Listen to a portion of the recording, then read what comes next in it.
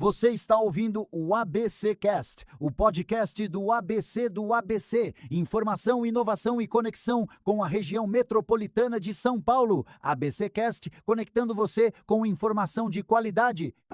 Fala pessoal, hoje é quarta-feira, dia 5 de agosto de 2026 e já está no ar mais um ABC Cast, aquele resumão rápido, direto, sem enrolação para você entender o que realmente importa, seja no ABC, em São Paulo, no Brasil e por que não no mundo. Nesse início de noite, a gente começa com o pé no acelerador da notícia desta quarta-feira e para organizar esse caos informativo e encerrar o dia sabendo que foi realmente importante e de destaque para você, eu sou Mariana Fante e divido os microfones, bancadas e opiniões com ele, João Pedro Melo. Fala, JP! Hello, Mari! Olá, pessoal! Um excelente início de noite para ti que está no pique da semana ou relaxando durante a janta em casa mesmo. O cenário global e nacional não dá trégua e, como sempre, a nossa missão por aqui é separar ruído da informação que impacta direto na tua vida. E hoje a gente inicia falando sobre a pesquisa da Quest que mostra Lula na frente, mas vantagem sobre Flávio Bolsonaro cai no segundo turno. E também o segundo dia da greve da CPTM, que gera recorde de congestionamento em São Paulo. Flávio Bolsonaro anuncia vice, mas a chapa já nasce assombrada por inquéritos do STF e do TCU. Ex-chefe de gabinete de Lula deixa a campanha após empréstimo da empresária investigada. Então, por aqui, tu já sabe muito bem como funciona. É informação direta, contexto e análise para deixar o cenário muito mais nítido. Então, bora ajustar o volume do café e do fone, porque o ABC Cast já está começando. E nós abrimos o programa de hoje te falando que a pesquisa Quest mostra Lula na frente, mas a vantagem sobre Flávio Bolsonaro cai no segundo turno. A pesquisa divulgada hoje mostra o presidente Luiz Inácio Lula da Silva liderando as intenções de voto no segundo turno. No entanto, a vantagem sobre o senador Flávio Bolsonaro diminuiu. O petista tem 44% contra 39% do candidato do PL. O cenário aponta um empate técnico no limite da margem de erro, já que Flávio cresceu e Lula oscilou para baixo na comparação com a sondagem de julho, quando a diferença era de 8 pontos. E a mudança dos números reflete uma reorganização do eleitorado de direita e uma melhora expressiva do desempenho de Flávio entre os homens conservadores. Nesse grupo masculino, o filho do ex-presidente assumiu a liderança num eventual segundo turno com 44% contra 40% de Lula.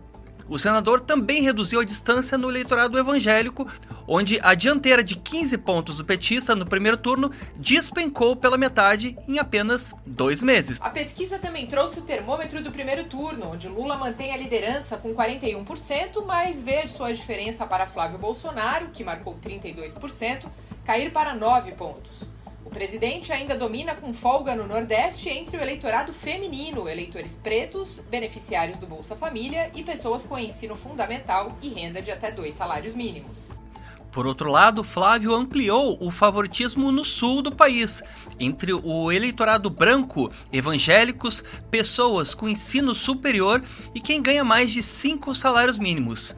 E um dado que chama a atenção é o movimento dos eleitores independentes.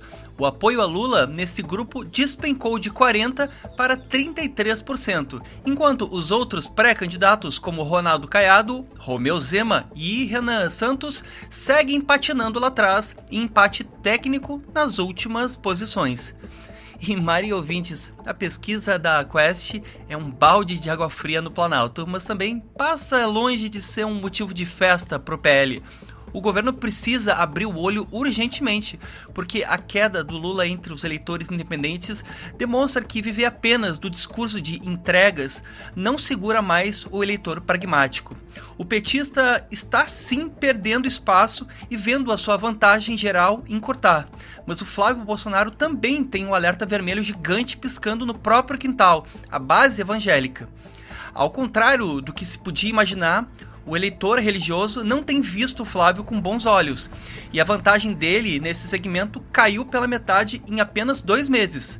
Então, resumo da ópera: o governo sangra no centro e precisa recalcular a rota, mas a oposição banca uma chapa bem isolada que também não empolga o seu público mais fiel. A eleição vai ser no voto a voto, e quem tropeçar menos vai levar. Mas, pra ti, o que te parece essa disputa daqui pra frente, Mari? Olha só, JP, alguns pontos de atenção, como por exemplo a redução da vantagem, que merece muita atenção. Se essa diferença caiu de 8 para 5 pontos, isso pode indicar aí uma recuperação do adversário, ou seja, do Flávio Bolsonaro, ou até uma perda parcial de apoio ao governo. Uma única pesquisa, claro que não é suficiente para afirmar uma tendência consolidada, mas é importante a gente ficar de olho nas próximas rodadas. Esse empate técnico, que é o segundo ponto, também aumenta a imprevisibilidade. Ou seja, quando os candidatos estão dentro da margem de erro, o cenário tende a ficar mais aberto. Então, em disputas polarizadas, pequenos movimentos de eleitores indecisos ou até mesmo mudanças na campanha podem sim alterar esse quadro. E já a sucessão da direita começa a ganhar relevância. Caso Flávio, então, apareça competitivo, isso sugere que o eleitorado identificado com o bolsonarismo continua numeroso e pode transferir aí para um outro nome da família Bolsonaro, que é o caso de Flávio. Vamos seguir com as notícias, é o giro de notícias do ABCcast, porque pelo segundo dia a greve da CPTM gera recorde de congestionamento em São Paulo. O paulistano acordou mergulhado no caos com a mobilidade urbana, é isso mesmo, meu caro ouvinte. Estamos falando da greve que continuou nas linhas 11 Coral, 12 Safira e 13 Jade da CPTM. E a capital paulista registrou hoje um pico de 768 quilômetros de lentidão, sendo esse o maior índice do último mês. Para amenizar o impacto ao quase 1 milhão de passageiros, a prefeitura decidiu manter o rodízio suspenso, assim como foi feito ontem na capital, garantindo o reagendamento automático de consultas médicas. Enquanto esse impasse continua centrado na manutenção dos empregos após a recente e conturbada concessão do serviço à iniciativa privada, o governador Tarcísio classifica o movimento como sendo de cunho, abre aspas, político, fecha aspas. Já de outro lado, o sindicato exige garantias formais do Estado. Mas, por enquanto, não há nenhuma expectativa de que ocorra uma nova rodada de negociações ainda hoje. Ou seja, quando você estiver escutando essa notícia, é muito provável que já tenha, ou não, talvez, quem sabe, ocorrido um acordo aí entre as partes. Então, vamos torcer para que tudo dê certo e amanhã essa greve já tenha terminado, né, JP? E seguindo aqui, em São Vicente abrem vagas para cursos gratuitos de capacitação. É isso mesmo, os moradores ganham uma excelente oportunidade para se qualificar gratuitamente e ampliar as chances no mercado de trabalho. A prefeitura abriu inscrições para 190 vagas em cursos de capacitação e qualificação profissional oferecidos pelo Fundo Social de Solidariedade. Tem curso de corte, costura, crochê, maquiagem e até assistente de cabeleireiro. As vagas são para quem tem 18 ou mais. Para garantir o seu lugar, basta ir presencialmente a uma das unidades do Fundo Social ou da Secretaria de Serviços Públicos de São Vicente, levando cópia do RG, CPF e comprovante de residência. As aulas começam já no dia 13 de agosto e as vagas costumam acabar rápido, então é bom correr. Rio Grande da Serra realiza mutirão de testes rápidos e tem serviço de saúde fundamental na região. A Prefeitura de Rio Grande da Serra iniciou um mutirão de testagem rápida para HIV, sífilis e hepatites B e C. A ação acontece sempre às quartas-feiras, das 9 horas da manhã até o meio-dia e da 1 hora da tarde às 3 horas, e vai até o dia 23 de setembro. A cada semana, uma unidade básica de saúde diferente recebe a ação. Hoje foi no Parque América, dia 12 será na UBS Santa Teresa. Os exames são totalmente seguros, gratuitos, confidenciais e o resultado sai em apenas 15 minutos por meio de um furinho no dedo, sem necessidade de nenhum preparo especial. Qualquer pessoa com 16 anos ou mais pode participar. Basta levar documento oficial com foto e para conferir o cronograma completo, os interessados devem acessar o site riograndedaserra.sp.gov.br. E assim, a gente encerra o nosso giro de notícias de hoje, quando falamos de caos no segundo dia de greve da CPTM em São Paulo, cursos gratuitos de qualificação em São Vicente e no mutirão de exames rápidos de saúde em Rio Grande da Serra. Mas se tu quiser conferir em detalhes as histórias que a gente contou por aqui, basta acessar o nosso site oficial, que é o abcdoabc.com.br.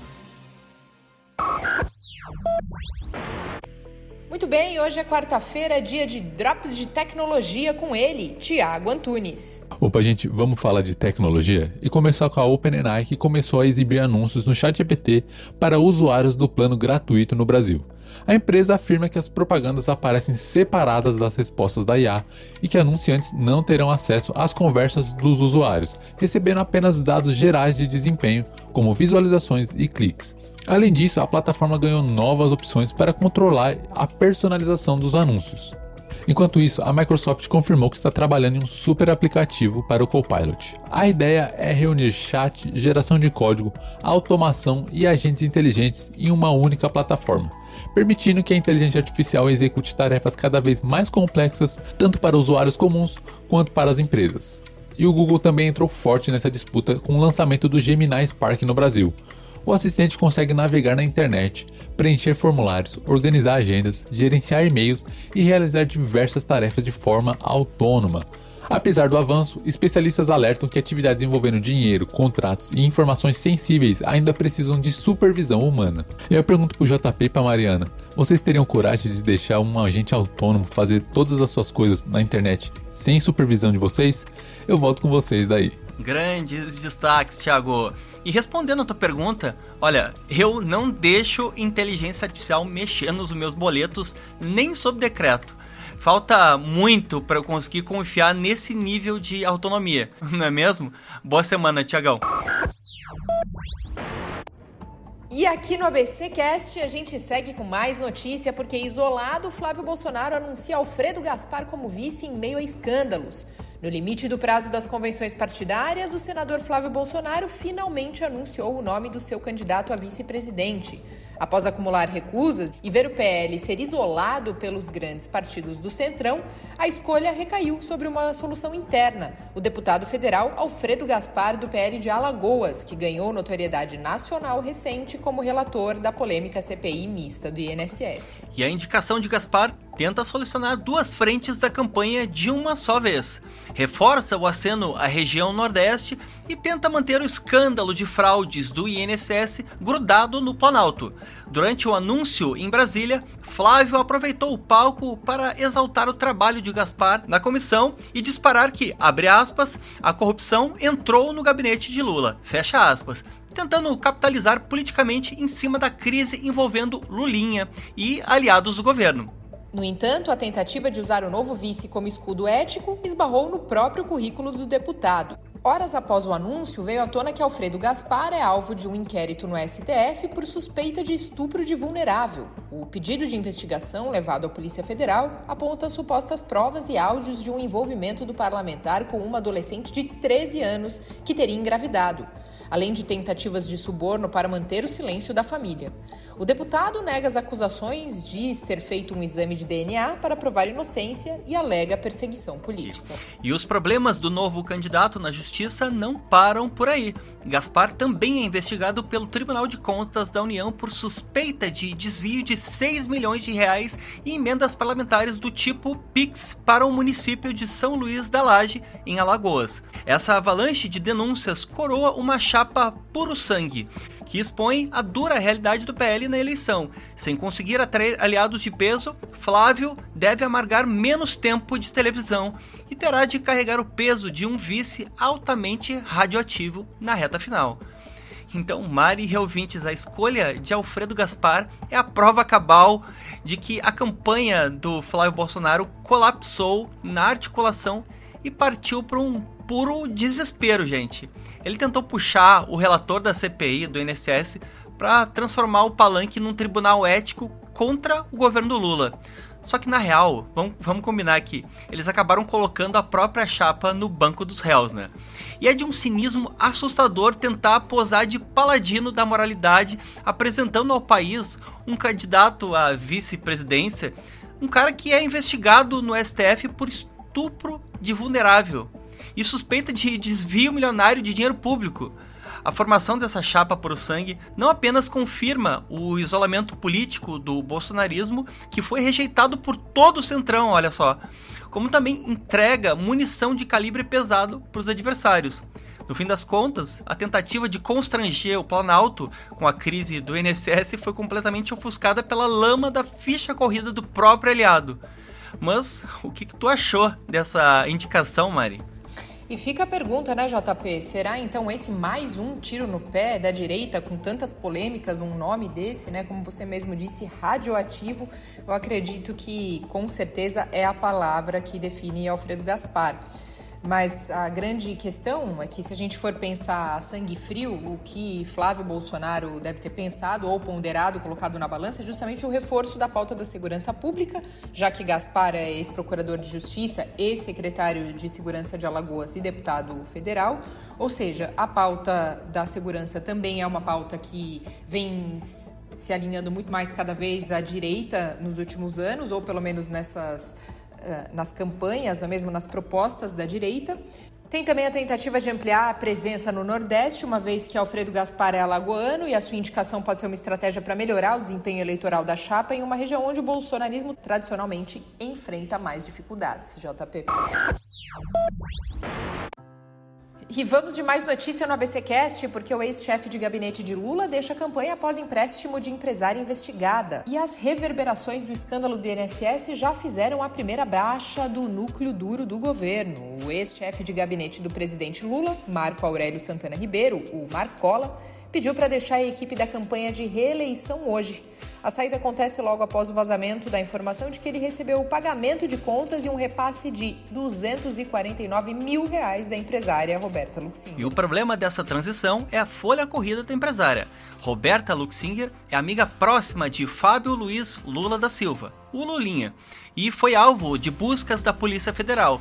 Ela é investigada da Operação Sem Desconto, que apura um esquema gigantesco responsável por desviar cerca de 6 bilhões de reais de aposentados através de elos escusos com um lobista conhecido como o careca do INSS. Em nota oficial, Marcola tentou apaziguar o incêndio, afirmando que o repasse se tratou exclusivamente de um empréstimo pessoal, abre aspas, de natureza estritamente privada, fecha aspas, e que a dívida já foi totalmente quitada. Ele declarou ainda que colocou seu sigilo bancário e fiscal à disposição da Justiça e contratou um advogado constitucionalista para sua defesa. Apesar dos esforços do entorno presidencial para mantê-lo, a pressão gerada pelo episódio tornou sua permanência na campanha insustentável. E a demissão de Marcola é vista como uma tentativa de blindagem emergencial. Porém, a campanha do PT permanece em alerta máximo. O núcleo do Planalto avalia que, embora a crise do ex-assessor possa ser contornada, a verdadeira granada sem pino mora nas costas de Lulinha. O filho do presidente agora é alvo de 3 inquéritos no STF por suspeitas de tráfico de influência. Tentando se distanciar da crise familiar, Lula determinou internamente que o discurso do governo será o de apoiar irrestritamente as investigações da PF, independentemente de quem seja o alvo. Mari, ouvintes, a política tem um radar infalível para o momento exato em que o navio começa a afundar. E o afastamento rápido de Marcola é o PT jogando a carga ao mar para tentar salvar o casco da campanha. Em um ano eleitoral tão apertado, não interessa se o dinheiro foi apenas um empréstimo quitado. A narrativa de que o braço direito do presidente da República se pendurou financeiramente numa empresária investigada por saquear aposentados é dinamite pura nas mãos da oposição. O Planalto tentou aplicar um curativo demitindo o assessor. Porém, a hemorragia institucional de verdade vem dos inquéritos contra o filho do presidente. E esse tipo de proximidade radioativa, mais uma vez, fere de morte o discurso ético do governo e entrega a pauta de corrupção de bandeja para o palanque do Flávio, aprisionando o governo na crônica policial no momento em que a prioridade máxima deveria ser a agenda econômica. Mas essa é só a minha opinião. O que tu sente com relação a tudo isso, Mari? Olha só, JP, o grande peso de toda essa história é que em ano eleitoral, cada novo capítulo alimenta uma narrativa da oposição e pode dificultar aí tanto que o Planalto, nesse caso do Marcola que a gente está trazendo agora, ou que nós trouxemos antes do Gaspar com relação ao Flávio Bolsonaro, pode ganhar e, claro, impactar no peso aí final então, das urnas. Então, Infelizmente, a gente tem acompanhado capítulos estranhos e sombrios da política brasileira.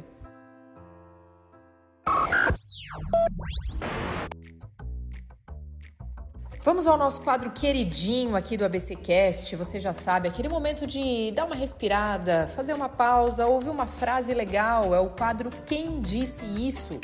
A gente traz uma frase de peso para que você reflita e tente descobrir de quem é a autoria. Então já peço para o meu colega João Pedro Melo trazer o texto de hoje. É isso aí, Mari. E o noticiário de hoje mostra pra gente que a verdadeira ameaça a um líder nunca é o inimigo externo, mas o parasita que senta ao lado da mesa. Então, ouve só. O primeiro método para avaliar a inteligência de um governante é olhar para os homens que ele tem ao seu redor. Repetindo, o primeiro método para avaliar a inteligência de um governante é olhar para os homens que ele tem ao seu redor.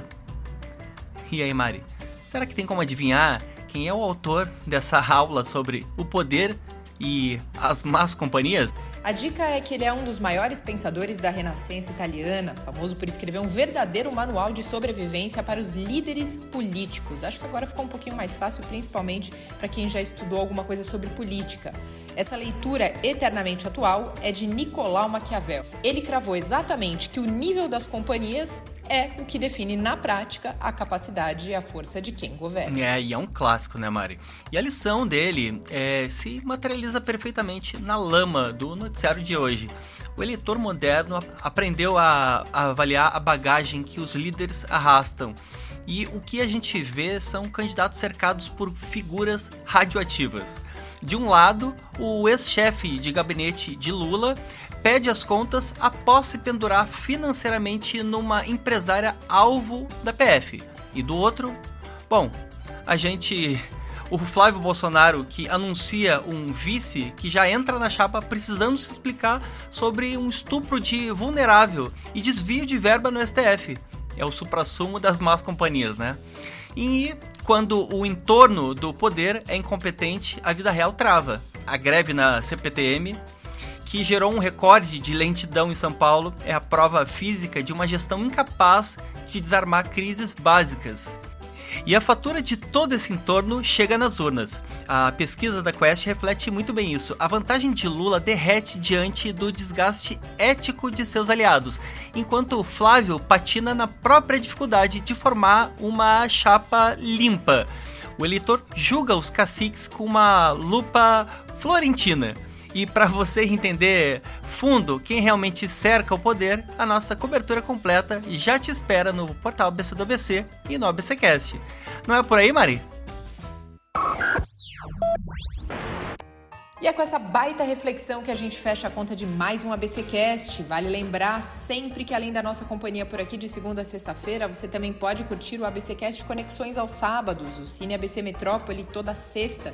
E nós estamos em todas as principais plataformas como YouTube, Spotify, Deezer, Amazon Music e Apple Podcast. É só nos buscar e dar o play. É isso aí. Se esse episódio fez algum sentido pra você, compartilha com quem também gosta de se manter muito bem informado, sem enrolação. E não esquece de mandar a tua opinião pra gente. Pode ser crítica, pode ser ideia, sugestão ou também aquela pauta que só você reparou pelo caminho. A gente adora trocar essa ideia contigo, então já aproveita pra seguir a gente lá no Instagram também. Olha só, anota aí, é ABC do ABC _oficial, porque tu já tá mais do que avisado. A nossa conversa não termina por aqui. E se você gosta realmente de ficar muito atualizado, é só acessar o nosso site, o abcdoabc.com.br. Lá tem notícia fresquinha pra você a cada minuto. É isso aí. E antes de fechar, a gente sempre deixa aquele nosso abraço pra você que tá na correria no final do dia ou aproveitando em casa aquela pausa muito merecida na janta com a família ou em sozinho mesmo. Pra gente é uma honra ter a companhia da audiência de vocês desse lado do fone.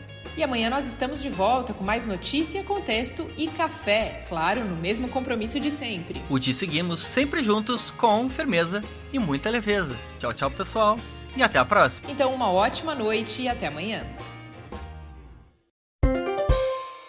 Este podcast é uma apresentação do portal ABC do ABC.